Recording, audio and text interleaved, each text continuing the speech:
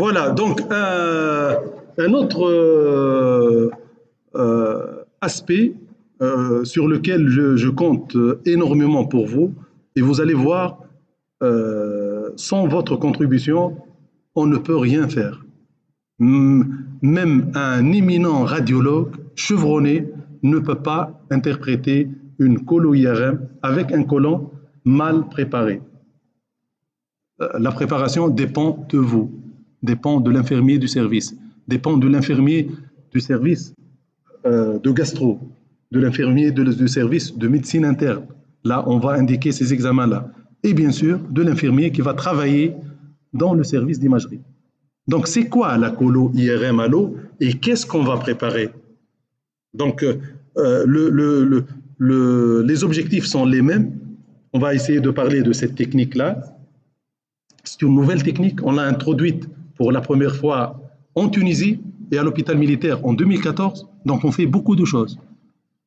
J'ai introduit 14 techniques à l'hôpital militaire de Tunis, dont il y a des techniques que l'hôpital militaire de Tunis fait uniquement, donc exclusivement ces techniques. Et il y a même des techniques, bon, j'ai pas eu l'occasion malheureusement de vous parler de ça, mais peut-être, je vais penser, il y a des techniques innovantes. On les fait uniquement à l'hôpital militaire de Tunis, dans le monde. Hein.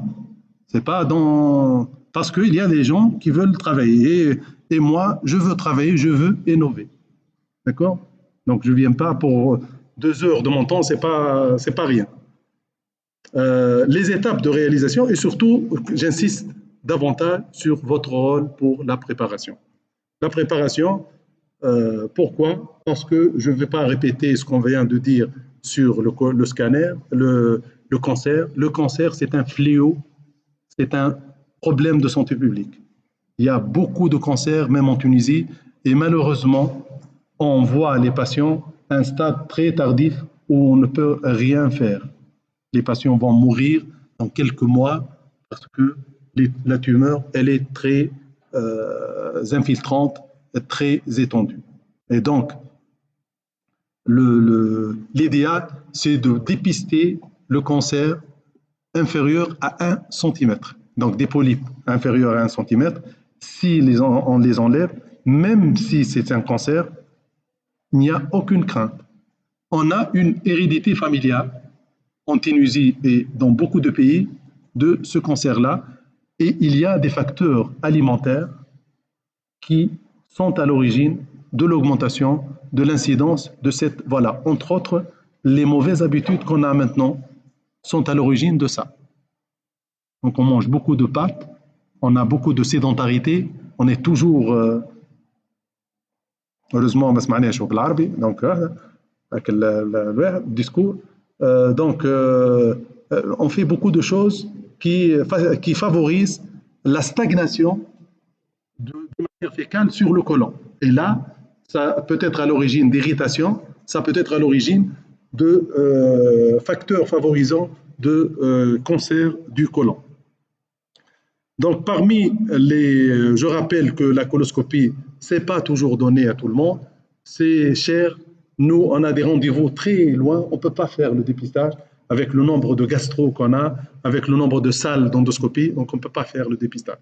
Ce qui se fait maintenant, c'est des malades qui ont des plaintes. Ou, dans certains cas, où le risque familial, il y a des familles de cancer du côlon. Il y a des familles qui ont beaucoup de cancer du côlon. Et donc, dès 45 ans, moi, j'ai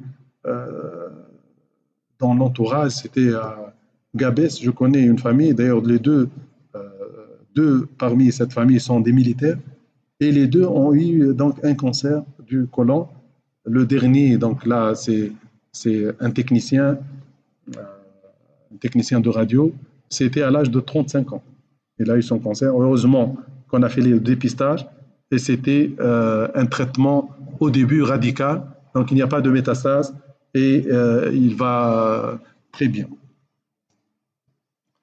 Donc, rappeler les différents segments, c'est important parce qu'il y a des zones. Pourquoi je fais ça? Parce qu'il y a des zones au niveau du côlon qui ne sont pas facilement distendables. Donc, la distension au niveau de l'angle, si on remplit pas bien, les matières fécales peuvent persister au niveau de sécom. On parle toujours donc de résidus sécals. Donc la préparation doit être importante pour essayer d'évacuer ce segment distal. Parce que là, ce segment-là peut se vider facilement, mais à ce niveau-là, il faut une persévérance. Il faut vérifier même si bien préparé ou pas. L'hémoculte, j'ai parlé, je ne vais pas revenir. Donc, c'est des tests qui se font pour le cancer. Euh, le déroulement de l'examen, donc l'IRM a une particularité pour la réaliser. Donc, il faut informer le patient que c'est un examen qui va durer. Ce n'est pas comme le scanner. Le scanner, l'acquisition peut durer 10 à 15 secondes. Pour l'IRM, il faut le préparer psychologiquement, qui va passer dans une salle de préparation. On va mettre donc une sonde. Moi, c'est Paprika.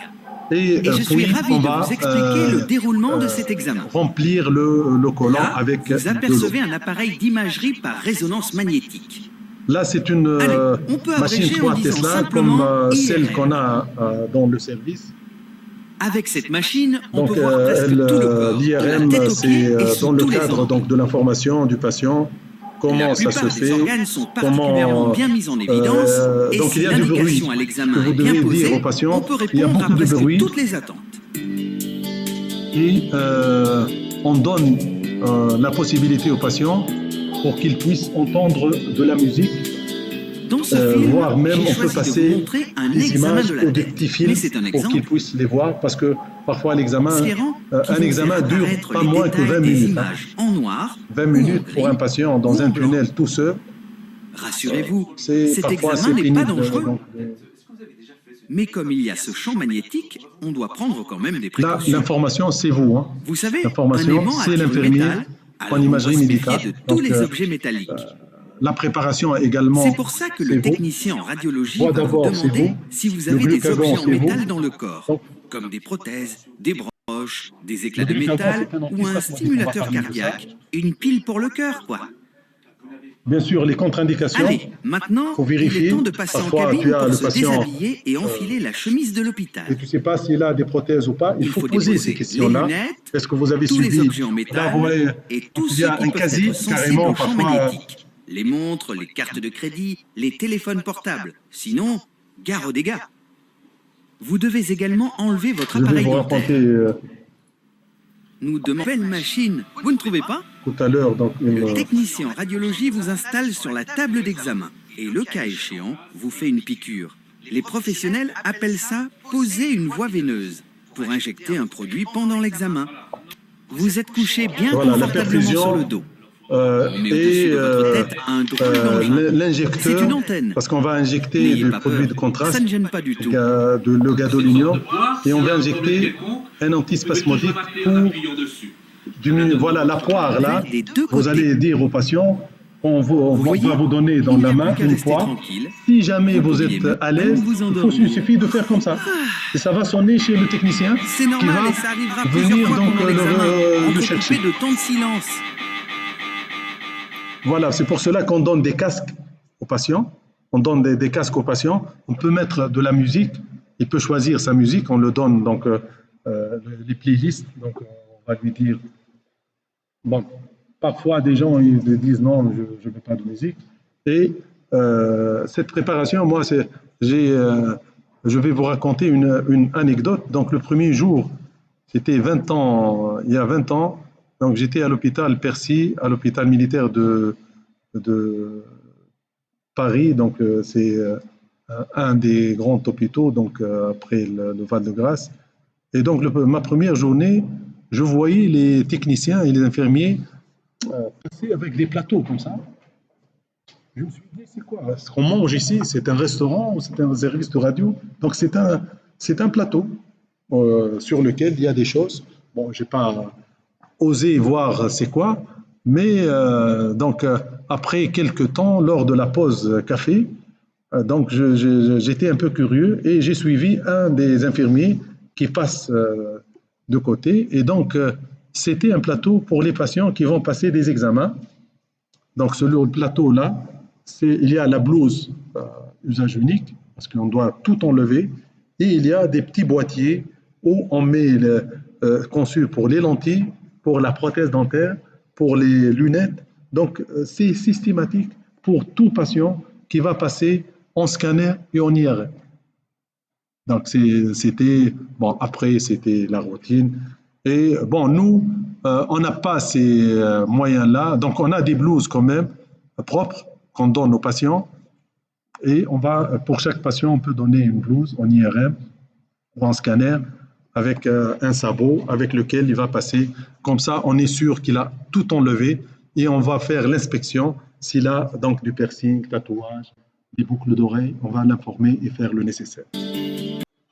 Voilà, donc c'est notre machine, vous avez vu, donc c'est similaire et on a une salle de préparation à côté où on va faire la sonde et faire le remplissage. Donc le malade, on va remplir avec de l'eau tiède, à peu près donc 1 à 2 litres. Et puis, au cours de l'examen, on va préparer le glucagon. Le glucagon, vous le connaissez, vous, c'est, on peut l'utiliser, c'est hyperglycémiant. Voilà, on l'utilise pour stimuler le foie, pour transformer donc vers la transformation vers le glucose. Mais là, on utilise comme antispasmodique pour éviter, parce qu'il y a un problème essentiel au niveau de l'IRM, c'est les artefacts cinétiques. Donc, dès que un organe bouge, l'image est floue. L'image est floue, on ne peut pas interpréter ça. Donc, il faut donner du glucagon. Bien sûr, bon, le protocole, on ne va pas le détailler. Vous voyez là, par exemple, le défaut de remplissage du côlon gauche. À gauche, là, c'est pas donc un bon remplissage de ce côté-là. Et malheureusement, c'est un examen raté. Vous voyez là, on dirait des polypes à ce niveau-là. Vous voyez là les billes, les petites billes. Là, c'est en noir, donc parce que c'est des matières fécales desséchées et parce que le côlon était mal préparé. Également, donc, ces artefacts cinétiques, vous voyez que à droite, donc, il y a un aspect moucheté des parois coliques, et donc c'est des artefacts cinétiques.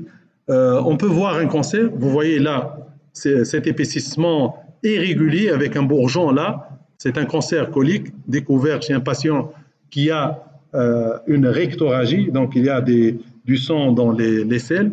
Les polypes, vous voyez, donc c'est une excellente visibilité avec un excellent donc, contraste. Vous voyez même les petits nodules. Là, c'est un nodule, c'est un polype de 5 mm. Donc, s'il est enlevé, il a été enlevé. C'était un cancer du butin chez un de nos patients là. Et on a résolu donc le problème définitivement. Ça reste la surveillance. On fait une surveillance tous les 2 ans, au début tous les ans, puis tous les 2 ans pour voir s'il y a un polype ou pas. Mais l'IRM peut également voir les autres choses parce qu'elle permet d'explorer. C'est pas comme l'endoscopie, juste elle voit ce qui se passe dans le côlon. On peut voir là, c'est des ganglions, donc c'est des adénopathies. On peut voir des kystes, par exemple là, c'est un de nos cas, c'est un kyste ovarien qui se voit là, un kyste de l'ovaire, qui est cloisonné et qu'on a enlevé. Et c'était également un cancer débutant de l'ovaire. Là, on a découvert chez ce patient une splénomégalie, et c'était un problème donc, hématologique avec une anémie. Donc, on l'a adressé en consultation d'hématologie clinique. Et on peut même découvrir des tumeurs du rachis, là, une tumeur bénigne, l'hémangiome, visé par la flèche. Et on peut découvrir des kystes rénaux, des tumeurs rénales. Donc, c'est un examen complet. Le message à retenir, c'est la bonne préparation, c'est l'infirmier, que ce soit du service correspondant ou l'infirmier du service d'imagerie. Voilà. Donc, on va terminer par l'anti